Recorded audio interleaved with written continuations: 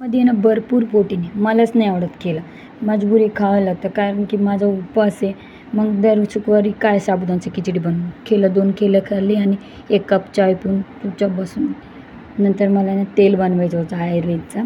तेल बनवायचं होतं. मग परीचं पण चालू आहे मदत यायचं. मम्मी काय करते काय नाही. तिलाच असंच असतं.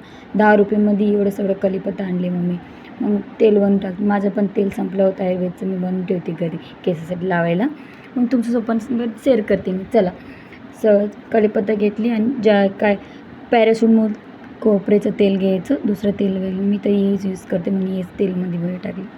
मस्त असं कढीपत्ता आणि ॲलोवेरा, कांदा 2 चम्मच, मेथीचे दाणे आणि जास्वंद फुलचं पाने हे सगळं घ्यायचं आणि तुम्ही कडुलिंबाचं पण पाणी टाकू शकते. मी तर दरवेळी टाकते.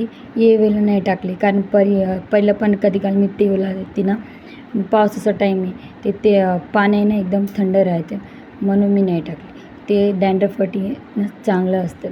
आणि जास्वंद फूल पण नाही टाकले. माझ्याकडे आहे नाही म्हणून. तुमच्याकडे असलं तर तुम्ही टाकू शकता. गॅस एकदम स्लो मीडियममध्ये ठेवून सगळं मस्त असं बॉईल करून घ्यायचं. गॅस फास्ट नाही ठेवायचं मग सगळे तेल बाहेर पडते. मस्त असं बॉईल करून घ्यायचं. नंतर गॅस बंद करून हे जास्वंद फूलचं ते पाणी आहे ना केसामध्ये आहे ना एकदम सिल्की होते. मग जड पण मजबूत करते केसाचा. मग असं तेल वाटीमध्ये काढून घेतली. पंखाच्या खाली ठेवून दिली आणि थंड झाल्यानंतर बॉटलमध्ये भरून ठेवले. काचेच्या बरणीमध्ये भरून ठेवले. नंतर मी आज नवीन ड्रेस घातले होते. बाई म्हणते मम्मी दाखव असं तू मी तुझे व्हिडिओ काढते असं. तिला ना लई शौक आहे व्हिडिओ काढायचं. मी काय पण असं नवीन ड्रेस घालते साडी घालते असंच करते ती.